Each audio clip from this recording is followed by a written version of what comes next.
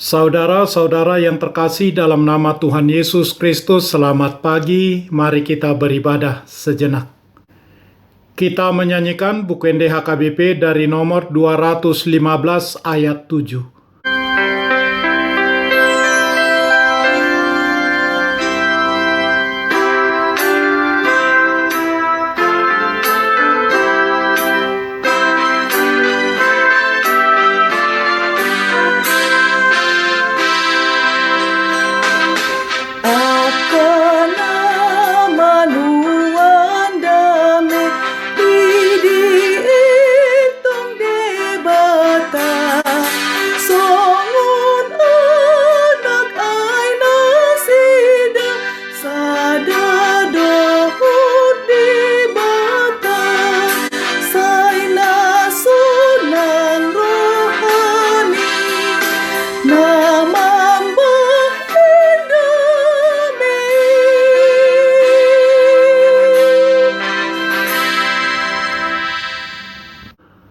Kasih karunia dan damai sejahtera dari Allah Bapa dan dari Kristus Yesus Tuhan menyertai saudara-saudara.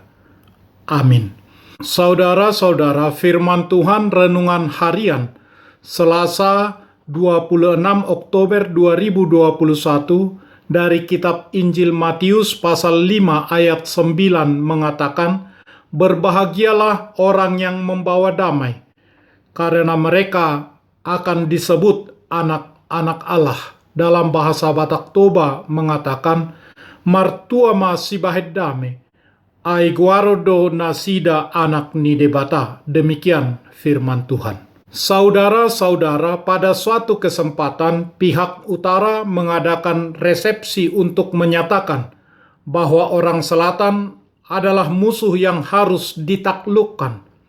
Pada resepsi itu, ada seorang yang bernama Abraham Lincoln mengatakan kebalikan dari apa yang dikatakan oleh orang yang hadir dalam resepsi itu. Dia mengatakan, orang selatan adalah manusia yang melakukan kesalahan dan bukan musuh yang harus dibasmi.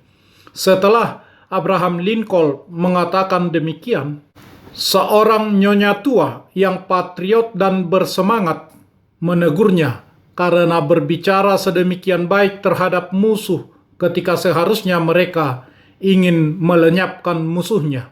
Lincoln berkata, "Kenapa nyonya?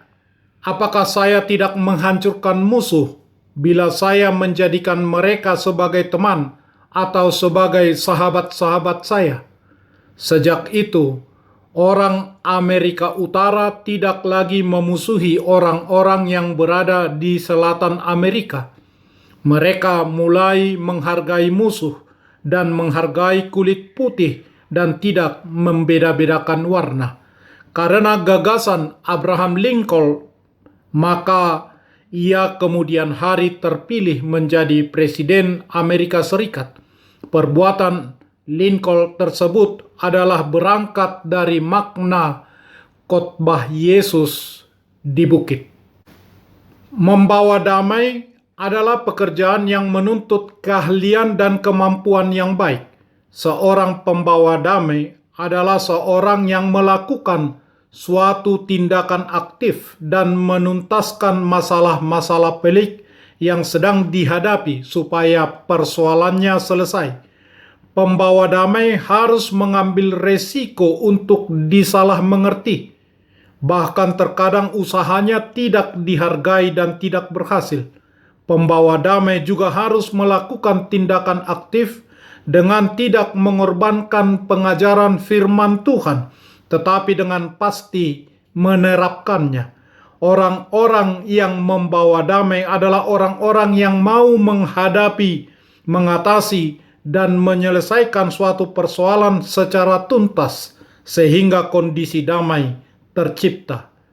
Kata damai dalam bahasa Yunani, Irene, dan Shalom dalam bahasa Ibrani mengandung makna kesehatan, kesejahteraan, kemakmuran. Selain itu, dengan mengatakan damai berarti tidak ada persoalan, tidak ada kesulitan, tidak ada keributan. Damai adalah segala sesuatu yang membuat dan membawa kebaikan bagi manusia. Damai adalah kenikmatan atas segala kebaikan. Mengapa orang-orang yang membawa damai disebut anak-anak Allah? Karena mereka melakukan pekerjaan yang dilakukan oleh Allah, sehingga segala tindakan mereka mencerminkan karakter Allah Sang Raja Damai. Orang percaya wajib saling menasehati, mendorong dalam melakukan apa yang baik dan benar untuk tujuan damai. Dengan demikian, kehadiran kita boleh menjadi seperti lilin yang selalu memancarkan cahaya. Karena itu, jadilah pembawa damai di tengah-tengah keluarga, di tengah-tengah gereja, dan di tengah masyarakat dimanapun kita berada dan beraktivitas. Amin. Marilah kita berdoa. Ya Tuhan Allah Bapa kami, Engkau mengajar dan menerangi hati orang-orang percaya melalui Roh Kudus. Bukalah mata hati kami juga dengan Roh-Mu, agar kehidupan kami selalu sesuai dengan kehendak-Mu, dan hati kami penuh damai dan sukacita, dan kehidupan kami membawa damai dimanapun kami berada, dalam nama Tuhan Yesus Kristus Tuhan kami. Amin. Kita menyanyikan buku nyanyian HKBP dari nomor 215 ayat 7.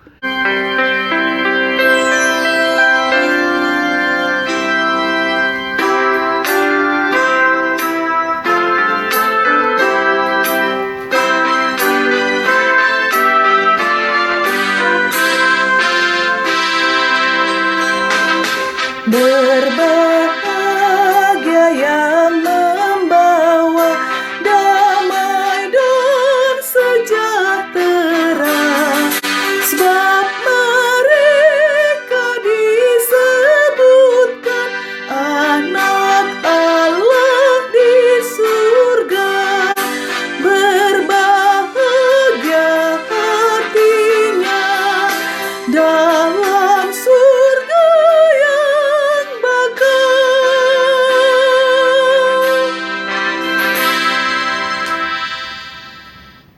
Kita berdoa dengan doa Bapa kami. Bapa kami yang di surga, dikuduskanlah namamu. Datanglah kerajaan-Mu. Jadilah kehendak-Mu di bumi seperti di surga. Berikanlah kami pada hari ini makanan kami yang secukupnya. Dan ampunilah kami akan kesalahan kami, seperti kami juga telah mengampuni orang yang bersalah kepada kami. Dan janganlah membawa kami ke dalam pencobaan, tetapi lepaskanlah kami daripada yang jahat. Karena Engkau punya kerajaan, dan kekuasaan, dan kemuliaan sampai selama-lamanya. Amin. Anugerah Tuhan Yesus Kristus, kasih setia Allah Bapa, dan persekutuan Roh Kudus menyertai saudara-saudara. Amin.